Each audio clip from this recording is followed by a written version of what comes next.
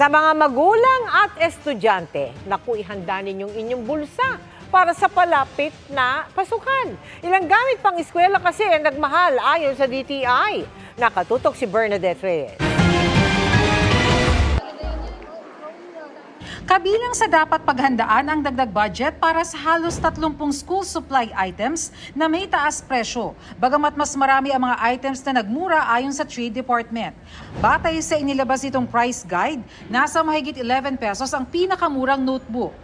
Halos 10 pesos naman ang pinakamurang pad paper para sa grade 1 to 4, habang halos 14 pesos para sa intermediate pad. Notebook man o pad paper, dapat may nakalagay na bilang ng pahina. Makakabili naman ng lapis sa halagang 11 pesos, habang 3 pesos ang pinakamurang ballpen. 12 pesos naman ang pinakamurang kahon ng crayons. Sa ilang tindahan sa Divisoria, wala pa naman daw paggalaw sa presyo ng school supplies, pero may diskarte ang mga mamimili para makatipid. Nagka-canvas po muna. Opo, yung pinakamura lang. Kasi meron pa po silang ibang mga school supplies sa bahay. So yung binibili ko lang yung mga wala na, ganun, para medyo makatipid.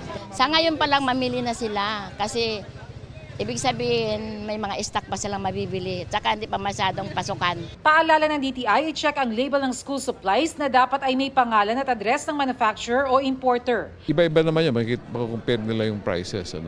So may choice sila to go for the lower price or lowest price. Para sa mga nais ma-access ang price guide, naka-upload ito sa DTI website. Para sa GMA Integrated News, Bernadette Reyes, nakatutok 24 oras.